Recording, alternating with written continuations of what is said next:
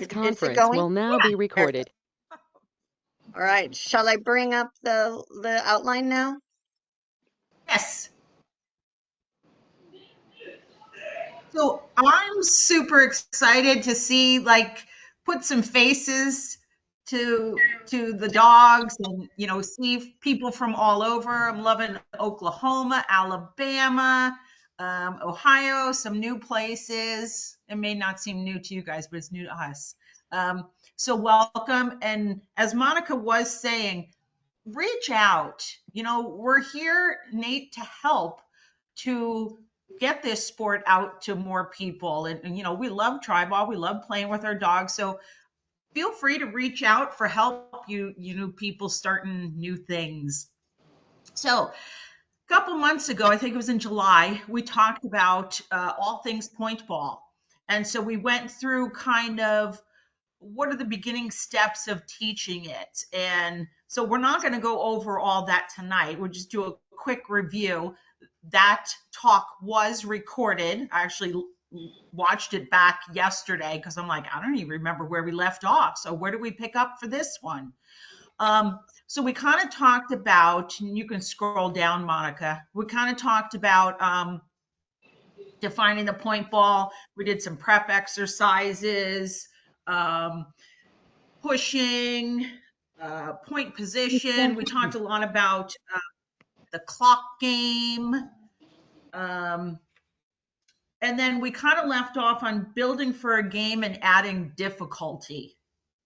And do know, I'm going to go back and say this. This is a Clubhouse chat. And to us, that means it's not a lecture. It's not a seminar. It's a chat. We want people to ask questions. We want people to say, hey, I've tried this. And it's amazing because Monica and I talk pretty regularly and we'll share stuff back and forth. And, you know, she'll do things that I never thought of and I'll do things that she's never thought of. So even if you think it's a basic thing, feel free to share it because it may not be. It may be to you, but it may not be to someone else. So let's scroll down some more. Let's get to the page of, here we go, building for the game or level of difficulty.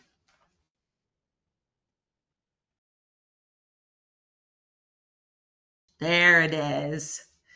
So when you're thinking about your point ball, the first part is, you know, they have to be able to find the point ball. So they have to make a big arc and go around the whole formation. But then after finding the point ball, of course, they have to push it.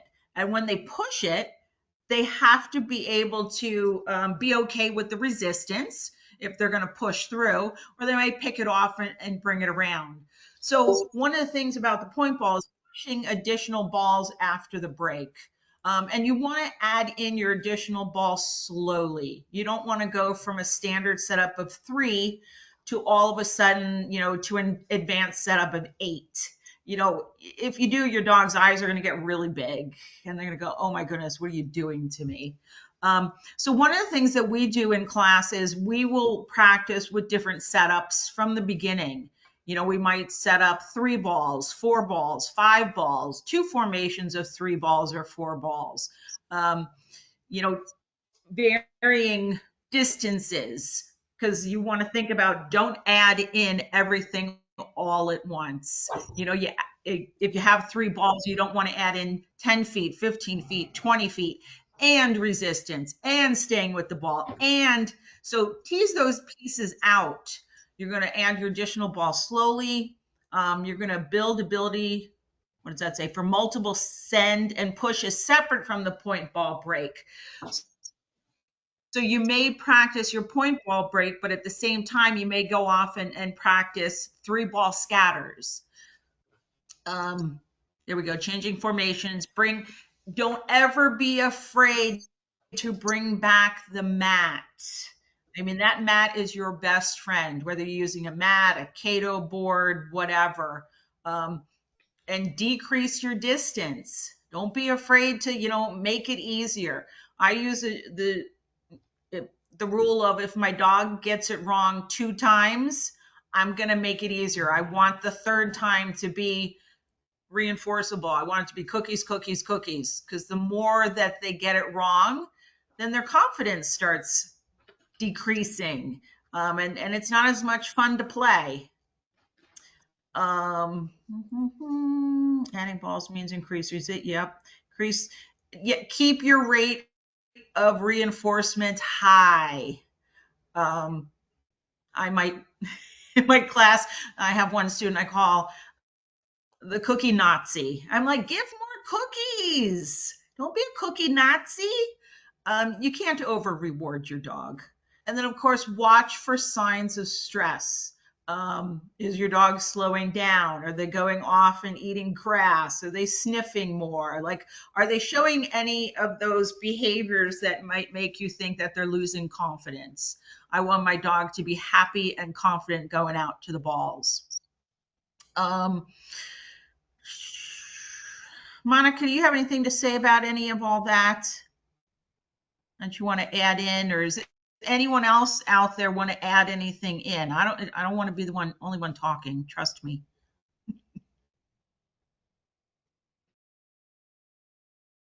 Is Monica shaking her head no? I think you covered everything that we thought of. Anyone else got anything they want to add?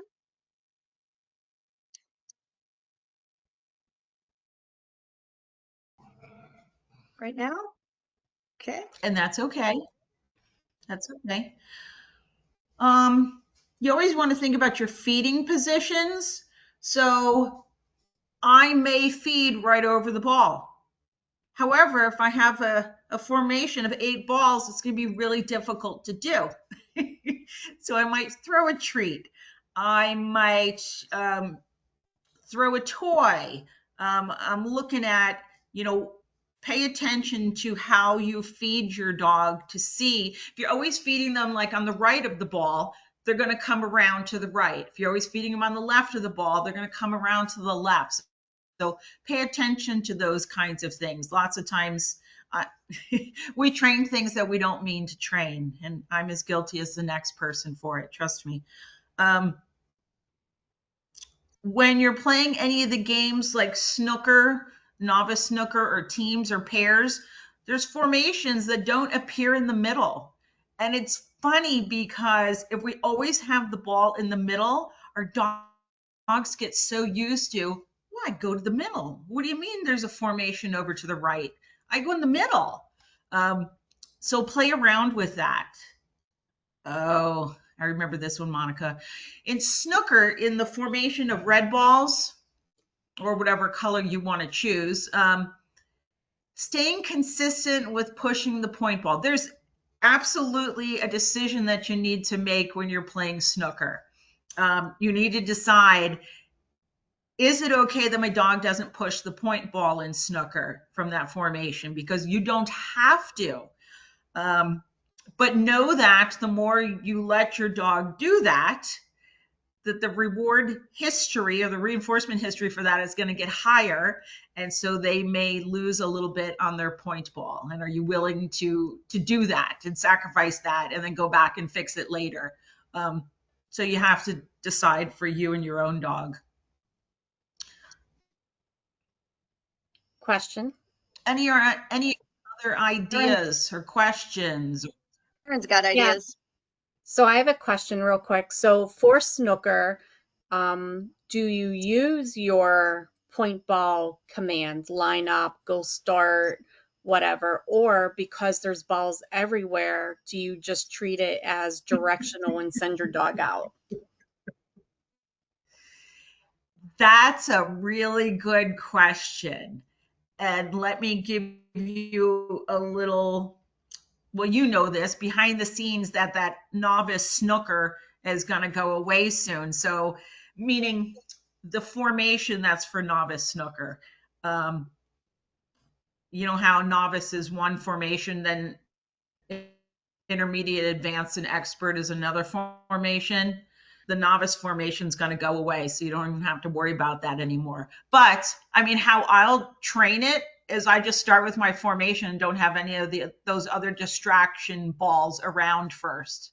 And I practice going over to that formation where it is. Then I'll start adding in those other just distraction balls.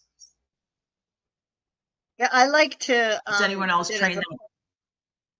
I like to keep it as a point ball cue. It just seems safer. And then I encourage my students that when we're in practice to treat it like any other formation where I want them to hold the criteria of pushing point first. So, but when if we're actually filming and that one time, the dog picks off another ball or switches balls, then we let it go, but we don't let them repeat that in training because it just could degrade the point ball for other games. I was going to ask Excuse if me. you talked about before concerning the point ball. When I started Balls in Order with Maddie, she kept coming up short to the point ball, and you had a great exercise involving 2 Kato boards and 2 crates, and you would start out with the dog in front of one crate, and you would have the crate, and the Kato boards were separated by I don't know how many feet, and I think you had a gate in between them, and you would encourage the back signal or just using your thumb to go back to get to the point ball if the dog is coming in at a ball other than the point. So I don't know if you wanted to talk a little more about that because I find that incredibly helpful. Do you know what I'm talking about? Are you, maybe not. Is it the exercise where we're moving from a closer ball to a further ball? Yes. And yeah, that's another way of putting it. So I'm trying to send her out and she needs to go back further to the point ball because she's stopping at one of the side balls as opposed to the point ball. And you had set up an exercise, Yeah, you said you stole it from somebody? And probably all the time. but it involved the Kato board, which gave them a bigger target to go back to rather than just a mat. And we put, like I said, the crate represented the balls, and we were just teaching a back command or a further out command. And go on to something else if this Okay. is making no sense. Well, that makes sense to me, Sue, but I probably wouldn't use that as a regular exercise for teaching the point ball. Okay. I'll use that more as an exercise to, if they're at a closer ball, send them back to a further ball. If my dog's having more of a problem figuring out where the point ball is, I'm going to concentrate on some different exercises, and we'll kind of get to those in a few minutes. Okay. Gotcha. Thanks. But now I have to think about that one more to see how you could modify that one, because you might be able to modify it very nicely. But I don't like to do too much moving them around when they're going to the point ball. I want my dog to be confident in which ball they're supposed to go to, as opposed to they're going out and I'm like, no, not that ball. No, not that ball. No, go to this ball. No, go to that ball. If that makes sense. Yeah, it does. I wanted more confidence and more focus on that point ball instead of hesitating at the 2 side balls. Mm-hmm. And we will definitely talk about that because there's dogs out there that like to do that. They're like, what about this ball? What about that ball? It's like, no, no, no.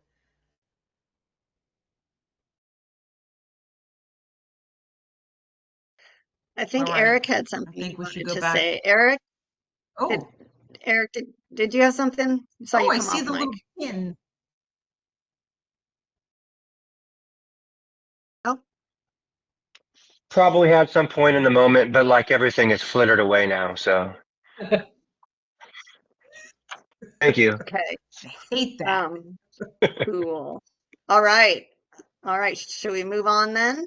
Let me if no one has anything else, I'll bring back the share. And challenges. Here's where we're going to spend the time.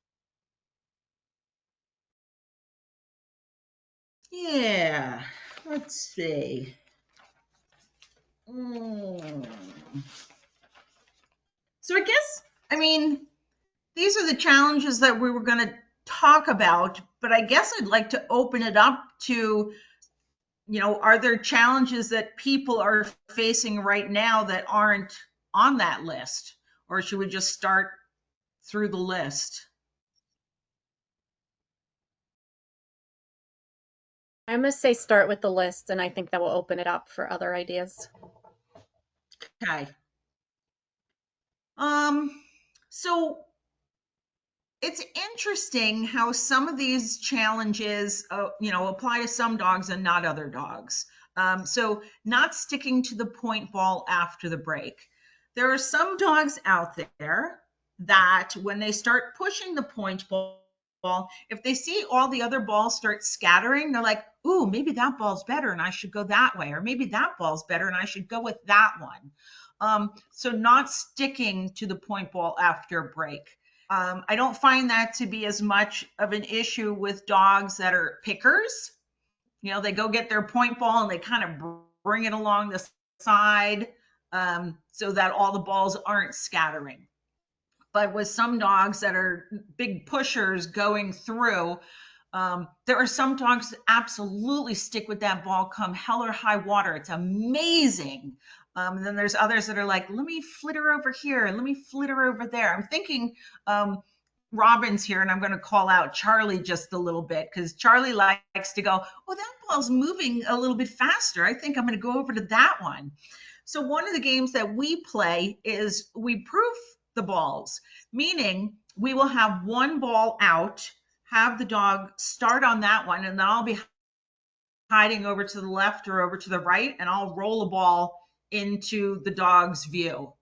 And I'll roll it, in the beginning, kind of far away. Is it 15 feet, 20 feet? And if they can stick with the point ball, great. Then we're going to reward them for that. But if that's too easy, then we might go, okay, let's go to 12 feet, or, I'm going to roll it different ways to help proof sticking with that point ball. So anytime there's a choice of them going, ooh, does that ball look better, but they stick to the point ball, we reinforce the heck out of that. Does anyone have any games like that they play, or other suggestions to help our dogs stick with the point ball?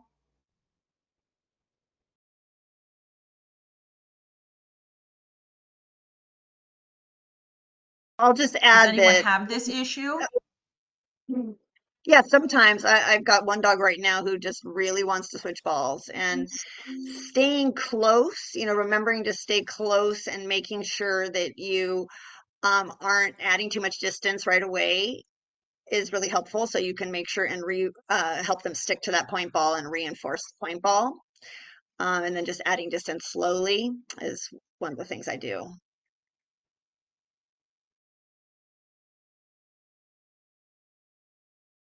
Anybody else have good ideas for this? I have one dog that does it occasionally, so I don't have any tips or tricks because I haven't run into it as much, so I'm just absorbing.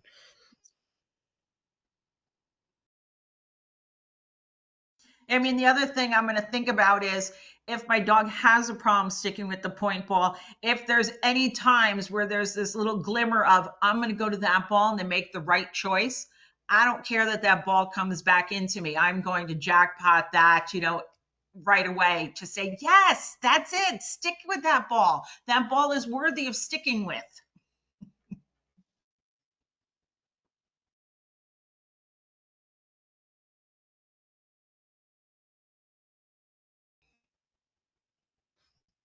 All right, let's move on then. And we can come back to any of this stuff if someone gets a grand idea or has a question. Oh, this is a big one. Not for everyone, but there's always a dog in the mix that wants to go to a road 2 ball and push that ball. I'm calling on Monica for this one because she's got a great example.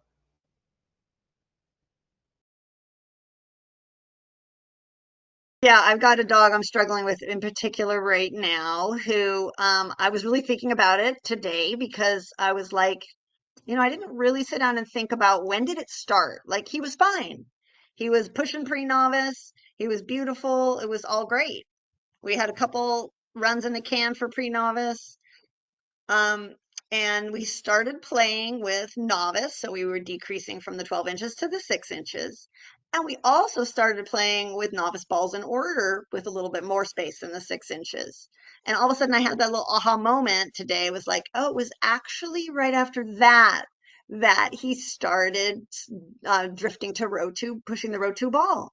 So it's really clear to me now that I'm really thinking it through, that it was that increased resistance that made him be like, yeah, why would I push the harder ball? I'm going to just slip over and pick off that row 2 ball. It's a lot easier. So we've had to really back up and kind of repattern him to stick to the point ball, that it's worth it going to point ball and it's worth it pushing the point ball. So doing a lot of tosses to 12 and breaking the point for a jackpot, then playing the clock game again. And then who had the idea with the gates? Was with the X pens, Kyla. Lisa? Kyla's not here. It was So Kyla. the last Clubhouse chat, Kyla had a great idea about Lisa had me pull this video, so I'll play it so you can see the way she suggested using the X pens and creating a little cage for the balls, that there's no way for him to get to or push the row 2 balls. And so giving him a lot of opportunities, and this is going to be a little jerky, but hopefully you can get a feeling for it. A lot of opportunities to push the point ball and not have any opportunity to, let's see if he does, I would do a push on this one. So see how it went straight through that? Could you guys see that or not? Yeah. Yeah. So the row 2 balls are pretty far apart and they're inside X pen cages. So he has no chance to reinforce himself by switching balls and pushing the row 2. And I thought that was really brilliant. And so we've been trying that out with him, and just kind of, I think, patience. That's the other thing, that it's easy to go like, oh, we're just playing novice and it doesn't really matter if he switches to the row 2 ball, let's just keep playing. That's really going down a dangerous road. So just going, okay, we're gonna do other things. We're gonna work on other skills, and we're gonna do, a few reps of sticking to point ball every time, uh and just have the patience for him to come back kind of into uh consistency with that skill, so that he doesn't practice the row 2 ball push. So yeah, other people struggling with pushing row 2 balls. I know it's a common problem. That's what I was talking about, and that's what I meant, Lisa, with balls in order. She's going to those row 2 balls. And so I don't know if the having them enclosed in X pens, even if it's not, the 3-ball formation with a 4-ball formation, would that be helpful, do you think? Yeah, Yeah. we can definitely try that. There's a bunch of different things that I think about. If I mentioned this to Monica and she's like, you have to tell that story. I'm going to try and tell this story. Hopefully it transfers well without any pictures. One of the first exercises we do in class is we use cones, and we set up one cone, and then there's a bowl on each side, and you're teaching your dog just to go around the cone and get a piece of food. Go around the cone, get a piece of food. And then you move the cone out. So you're building distance. So you're not asking them to stop. You're just trying to get that confidence and build the anticipation for going out far and coming back. But then I also use that and set up lots of weird formations with cones to help our dogs arc. Because if they go straight, it's a lot harder. And they want to, maybe hit one of those balls that are jutting out. So getting them to arc further around. So I might put those cones on the outside of the formation to help the dog go, oh, don't go to those balls, go around there and go further out. So that's another thing we can try, Sue. Okay, if Maddie remembers her cone work. we'll find out. Did that make sense It did, and I with the think cones? part of And that, I do a lot of it. I think part of that was Go what ahead, Sue. we were working on. Again, back to the Cato boards. It's hard to describe without a picture, but I think I'm getting the drift of it. Okay. It's however you can build that arc. And I think that's what we were working on with the Cato board to Cato board was, you know, either back or arcing or increasing that distance. So, all right. Thank you.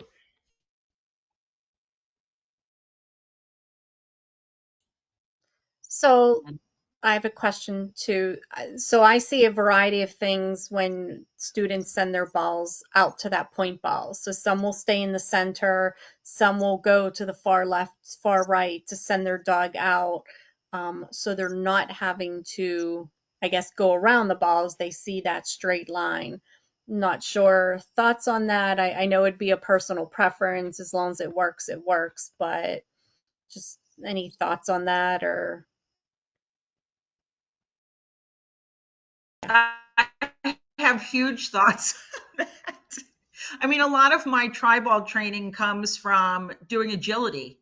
And with agility, one of the things that you're doing is you're setting your dog out on a path, and then that path hopefully runs into that jump or that tunnel or that whatever. So I use the same stuff for Treibball. I am going to go over to the other side if I want my dog to arc out really far. If I have a close ball, I'm going to just do a, I'm thinking like wrapping for agility when you want them to just not accelerate and not run an extension. You just do a little bit of a push with your body and then you rock back.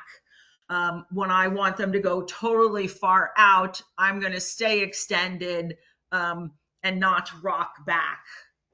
I meant more specific for the point ball as far as sending location. So whether you're going to send from the center or whether you're going to move out to the side, right? Yes. Well, Yeah. one challenge I've had is if you move out to the side, let's say on an advanced formation, 1-3-4, I think, right? It's standard, advanced standard formation, nice and really wide, especially with extra large balls. If you move over to the side, um, you have to be careful that your dog doesn't then line up with the row 2 ball because it's more straight, and then there's also a danger if you do the send from off to the side, but then you move, kind of can suck your dog in the wrong direction, also sucking them to the row 2 ball. So I found it to be a bit tricky. So I play with having people like sending from the side and then really hustling to the center so their dog kind of doesn't see them move. And for some dogs, that's really effective. But some dogs have no trouble arcing around either. And so then it's not really that big of a deal Yeah. to send more from the center. So it depends on the dog, like everything. Right.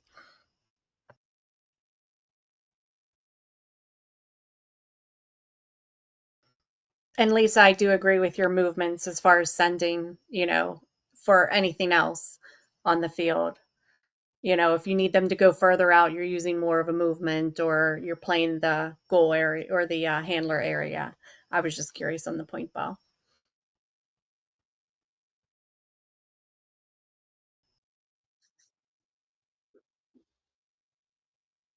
Anything else on row 2 balls? No one else is struggling with dogs going to the row 2 balls, huh? Oh, I have one student that is really struggling. It's very interesting though. If she's asking for stuff, it's a big struggle. If I work her dog, everything's beautiful. And it's nothing against her. It's just that dog, this is my interpretation of it anyway. That dog does not like leaving her side.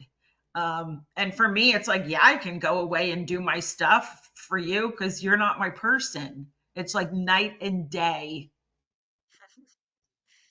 So getting her dog to be able to leave her and do all of the things for her is very different.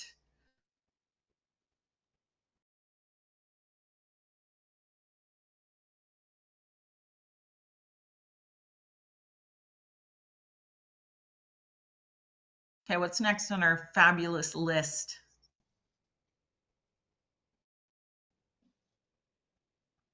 Oh, I think it's pushing into the formation. No, the next one Reliance is on props. reliance on props like mats and gates. Yeah, we moved those. So I remember when Monica and I were talking. I mean, and this is for any dog. The more props you use, the more gates, the more the mat, the whatever, you have to remember to fade, fade, fade, fade, because the longer you use them, they get ingrained into the picture. And the dog's like, of course I know how to do it with all those props. So fading your props sooner rather than later. I mean, and not too soon, because you need them for as long as you need them, but don't use them for too long, or your dog is like, I only do this if the gate is out. I only do this if you have this there. So just like when we're fading our mat, fade your gates, fade your, Monica, what was the story you were telling me? Yeah, so the same dog that I showed that video of. So I did some practice with that little X pen thing. And then I pulled the X pen and just, started a game, just the whole deal. And he just went right back to his old pattern. He's like, those gates aren't there. I'm just gonna just push that row 2 ball. And so I'm like, okay, well, it wasn't as easy as all that. So flipping back and forth, so that the harder things that I'm trying to do, like actually sending him to point from the goal handler area, I'm making sure those X pens are there, but then I'm also playing clock game, easy tosses to 12, 1, 2, 3, 9, where he's when the X pens aren't there, right? So I'm making sure that he's also having lots of opportunities to push that point ball correctly without the X pen there at the same time, kind of like 2 tracks.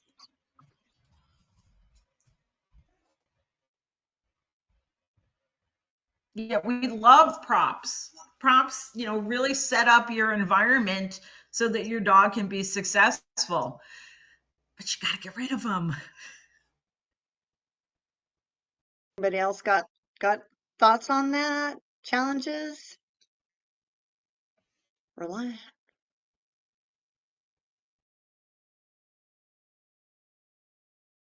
Eric, you're awfully quiet today.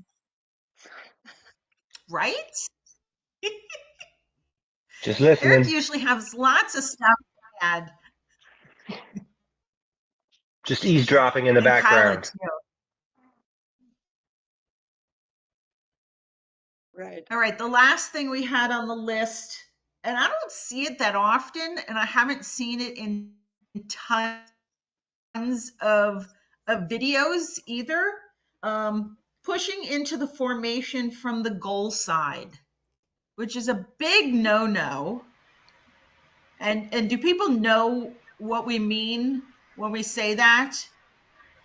So here's your formation, and your dog's supposed to go out to the point ball and push. Instead, they're coming from the goal and just going, whee! Smash. The wrong direction. It's so sad because it's an NQ. Um,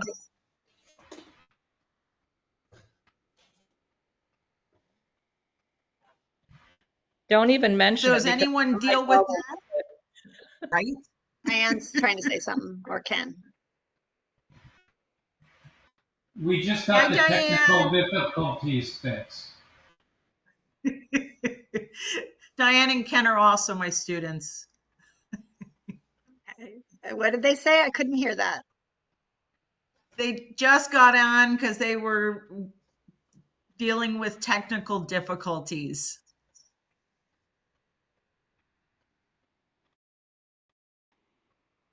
So welcome, lady. Hey, welcome.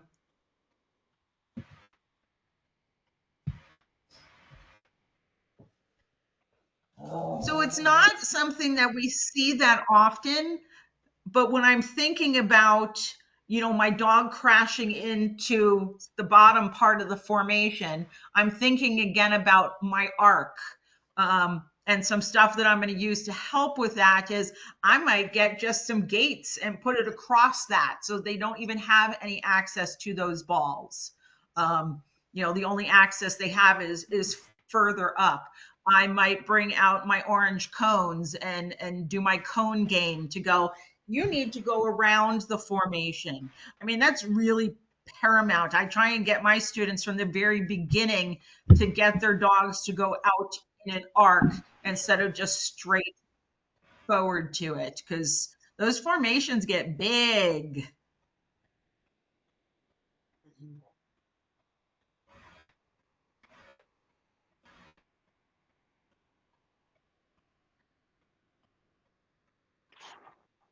So So I think what are this some problems that, go ahead, Eric. I was going to say, I think that goes hand in hand with the lining up on the point ball as well. There are different ways that you can teach. Again, we're trying to teach the dog to go past that first ball to get to the second one. Another great place to use X pens and things like that. You can actually create the arch around that ball, that first ball, so the dog can't line up on it, even, making it that wider arc we're talking about so that they continue on. But I think there's also a lot of motion with us. Send them around, continue to move to that point ball. But I think when it's reinforcing enough to go out and around that formation and get to that farthest ball, you don't see crashing through nearly as much either. So I think those two problems are similar in nature. Mm-hmm. No, yeah, like I said, we don't see it much in the video titling. Do you see it at all, Margaret, in the live trials, or not so much?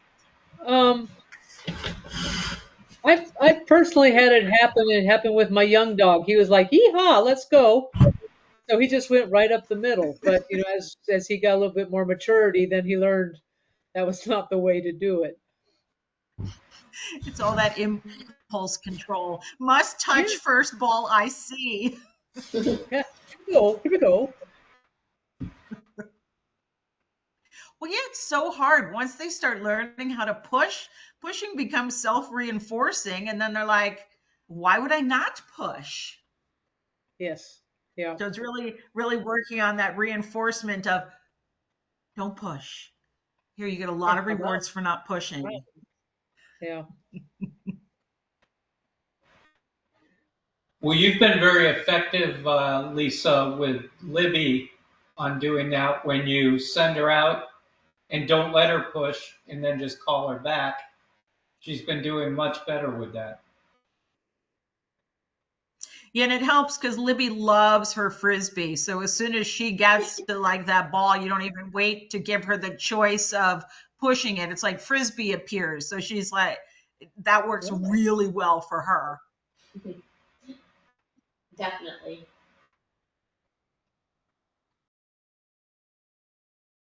So other issues that people see are having themselves.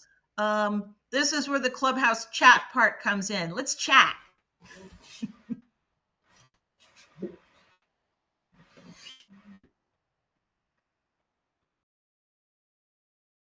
am I going to call on? Robin. Yeah, I'm going to call on Robin. Sometimes, not usually in the beginning. Charlie's pretty good about going out to his point ball, but usually by like the third or fourth send, if that formation is still a formation, he's like, well, how about I go to one of these closer balls?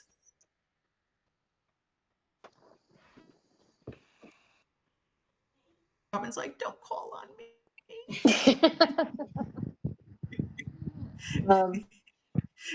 So it's really funny because, go ahead. Can't hear you, Robin. I'm sorry. We had to get weight, and then he goes out some more. So he's gotten a lot better about being patient and not feeling like it's wrong, and moving from one ball to another ball has gotten easier for him. So I think at first he thought it was wrong. and he doesn't like being wrong very much. So a weight helped him a lot, I think.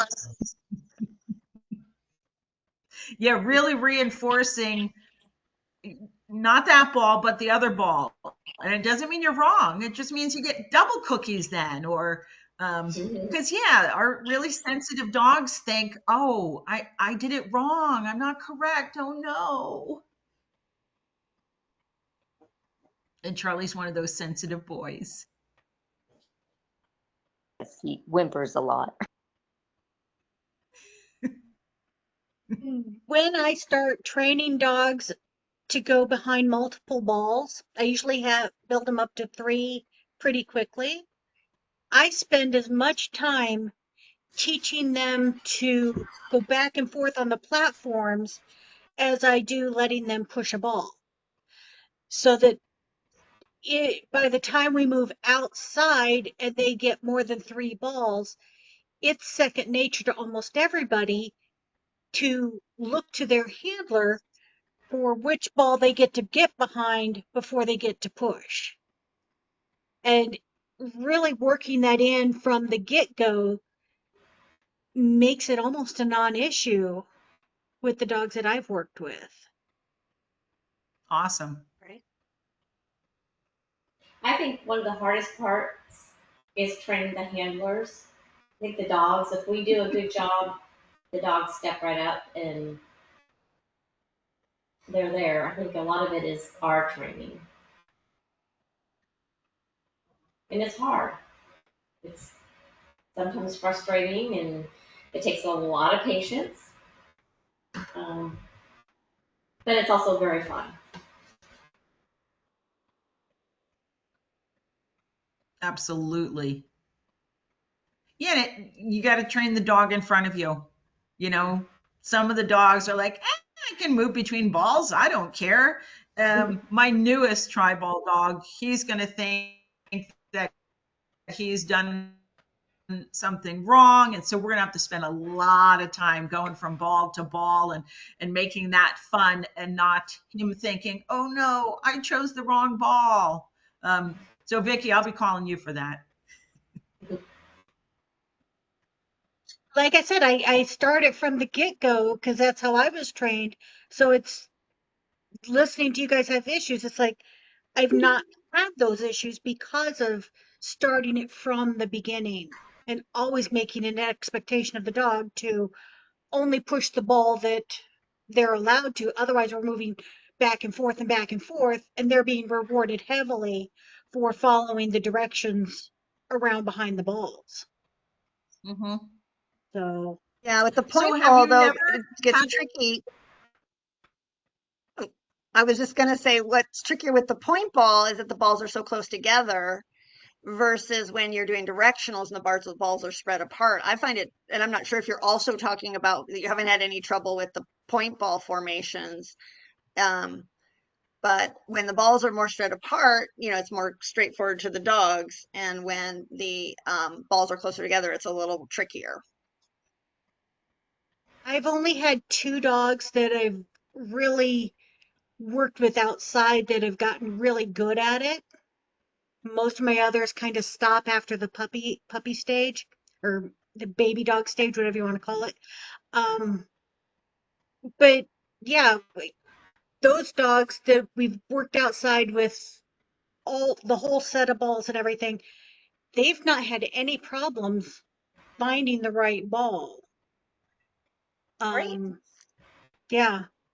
That's awesome. My quick 2 cents on it is, I think from twofold. Number one, I like to say it's real fun to push the ball and it's real dumb not to, right? So we need to make sure that not pushing the ball is just as reinforcing as pushing it. So that kind of falls with kind of what Vicky's saying right there. We tend to move forward too fast. And as humans, we want to be playing the game or we want to be running the course. And there's so much foundational work that just never goes away. So that is our end goal, is for those dogs to line up on that ball and look directly at us and say, what's next? Am I pushing it or am I moving to the next ball? Which is why our skills certifications come into play. I mean, we're literally lining up on something, a cone, a ball, switching to a second one, maybe back to the first one or switching to a third one. So that's why we're building those skills and trying to incorporate those skills is so we don't fall into those traps. So Yeah, for yeah, sure. I agree. Now, I would just add on to that and say I've still had the dogs that have lined up directly on the point ball, and you say push, and they still just go around that point ball and hit the second letter. And you're like, what is happening? Right? So dogs are humbling. I just throw that in there as well. So 100%. Big time. And it's really fun working with a variety. I mean, I had a Great Dane, I've had a Basset Hound, and then the herding dogs, and you can see big differences.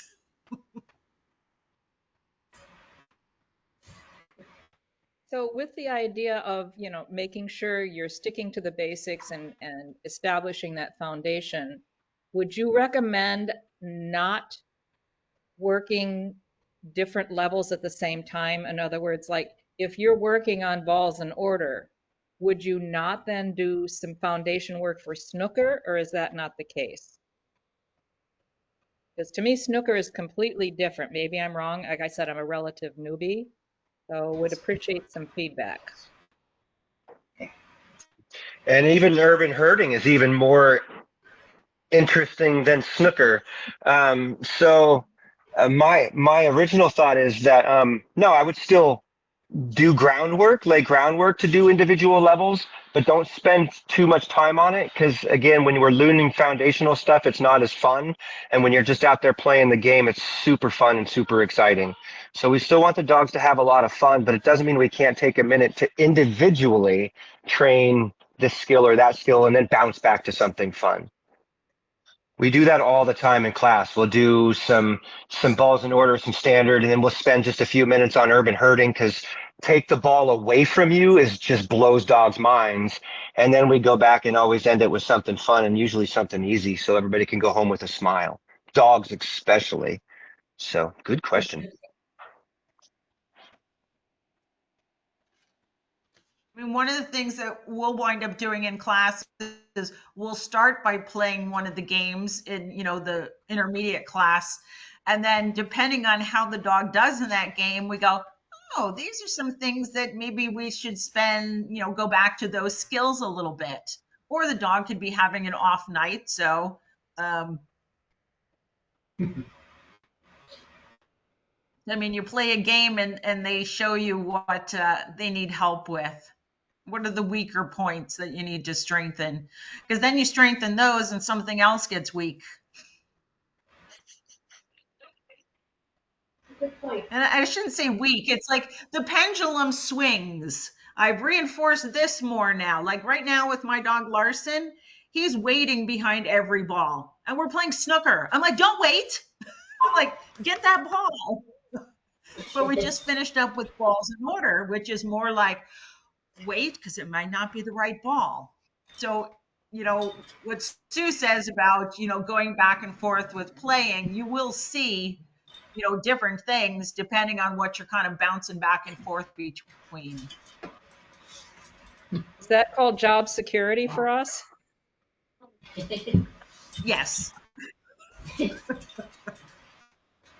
I find it in agility all the time. My start line is going downhill a little, so I spend some more time on that. And then something else that I've neglected because I'm working on start line goes down. And okay, start line's great now, and I have to go and work on this.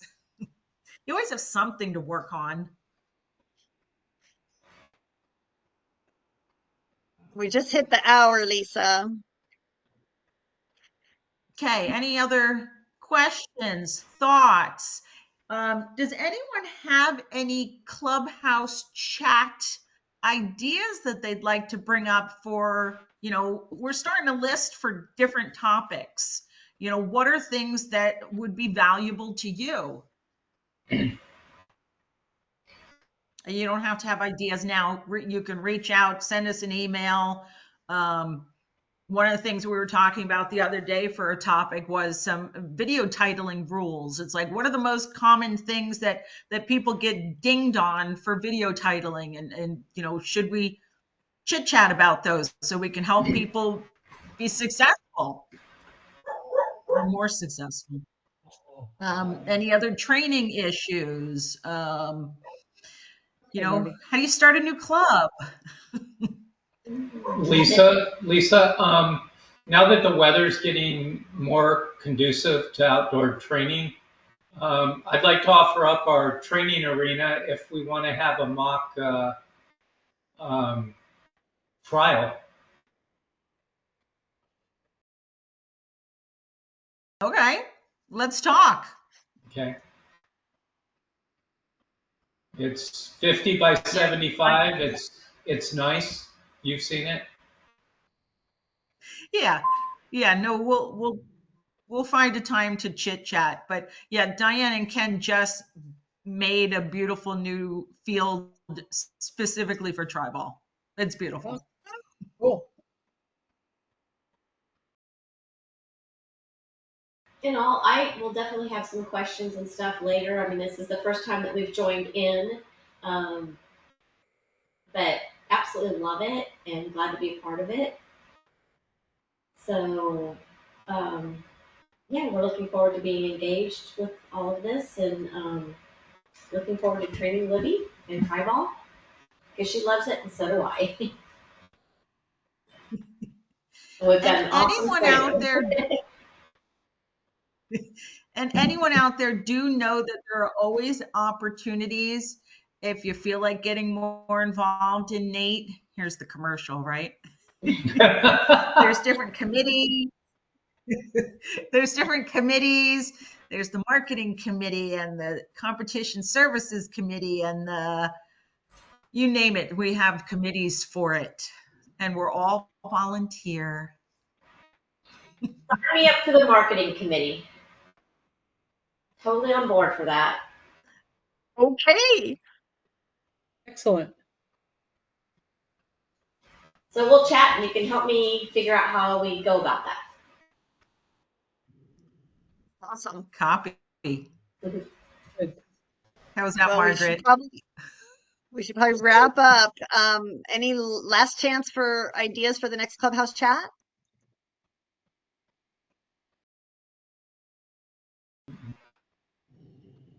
I like the role idea. I was actually going to suggest that myself. So, because someone came up and they got dinged for a leash or my tail's over the line. So I think that would be a great Clubhouse chat.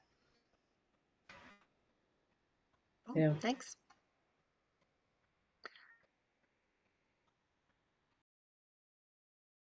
Thank you, everybody, for taking the time to organize this and for putting it together and offering it to us. Yeah. You're Much welcome. appreciated. Thanks for coming. Appreciate all of you guys coming. Thank Good you. job, Lisa. Thank All right. you. We'll close. All right. Everybody have a great night. All right.